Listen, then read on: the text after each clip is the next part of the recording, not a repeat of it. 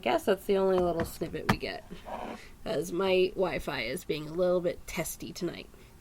But I'm not a crier, and when the first time I watched that movie and I watched that scene unfold, I'll just play a little bit more, but I'm going to keep talking.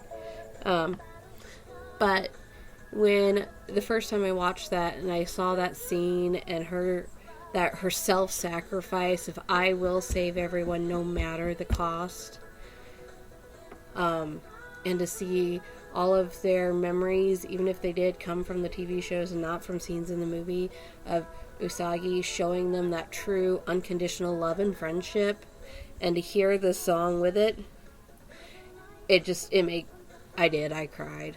I cried like a baby. And I will probably never admit that again, but I did.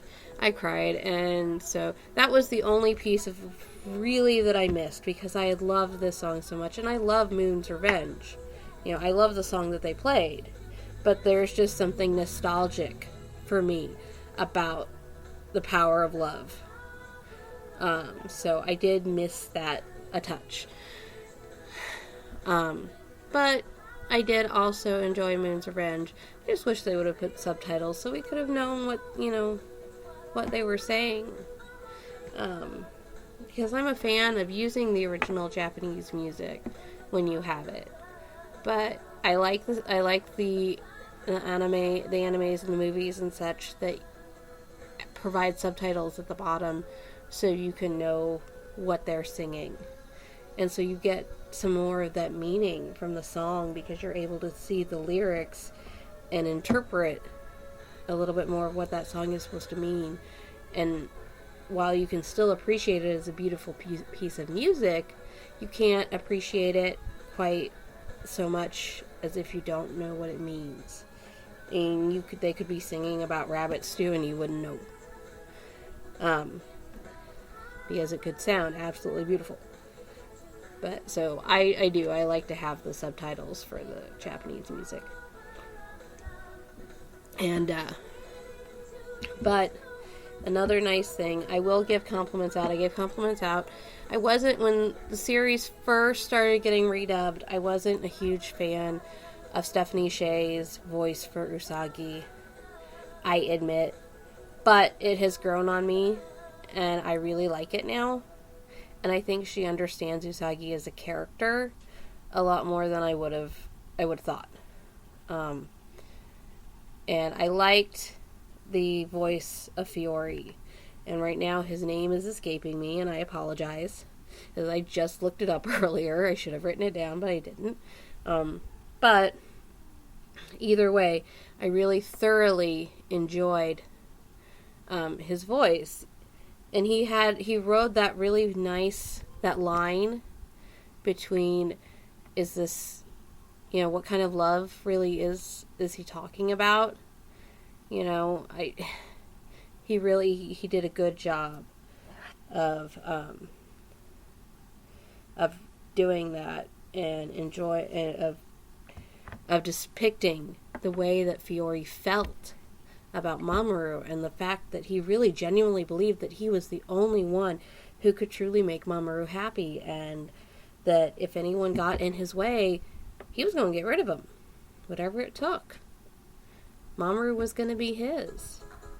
So, that was that driving force that led him astray and led him to the Cassinian flower, and the Cassinian flower, that wonderfully hideous parasitic flower, took advantage of that vulnerability and that intense desire to show Mamoru his love, and it ended up, with him on a dying asteroid, being saved, luckily saved by Usagi, and then he in turn got to not only give Mamoru the gift that he'd always wanted to give him, which was, the beautiful flower to symbolize their friendship, because he was very much into that material, tangible symbolization.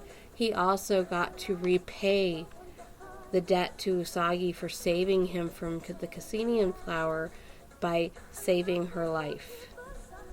So there's so much meaning, there's so much you can get out of it that, I never really, when I was younger and I watched it, I never thought that deeply. I always appreciated, and I always, surprisingly, I always got more out of the series, and I was able to, even through the bad English dubs and everything else, to glean more deeper meanings from different episodes in the series than I was from the movies. Particularly this one and the Super S movie, the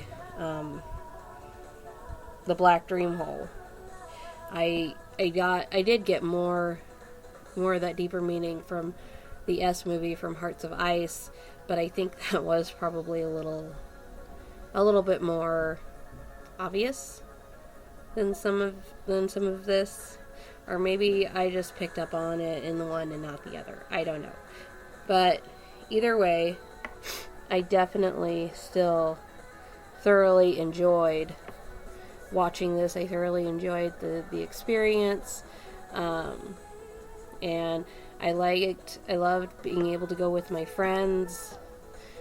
I wish that Faindina could have been here to record, but there were some creative differences, and she is still my best friend, and she always will be, and she is my person. She means the world to me.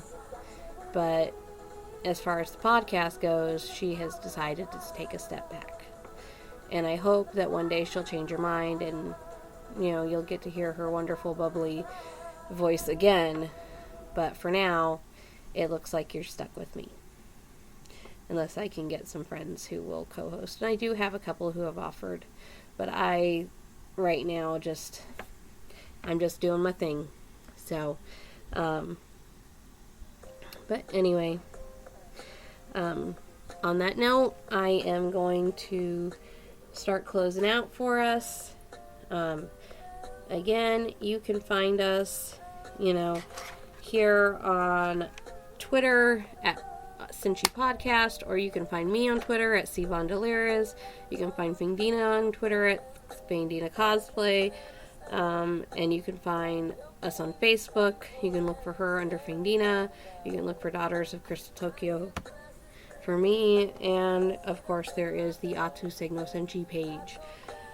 Go visit our webpage, which I will be updating very soon, and give us a shout. You can email me at atusignosenshi.com or atusignosenshi@gmail.com. I will be out for anybody in the St. Louis area at Anime St. Louis. I did get my official registration in today. Our friend who cosplayed Rei will be there, and so will Faindina. We're going to be there. We're going to have a good time, and we're going to have lots of fun cosplaying. I'm planning on cosplaying as Kyoko and as Sailor Uranus because I love both of them so much throughout the weekend. And I know that Faindina will be out there as Neptune, and she will be out there as Michiru, and I know she's got some other cosplay planned. And then our friend who's cosplaying Rei will also be cosplaying Uranus one day, and I will also cosplay Neptune because, of course, we're all big Moonies. And so I will try to put a link to Anime St. Louis on our website too, and post it on social media for you. So if you can come check us out, that would be great.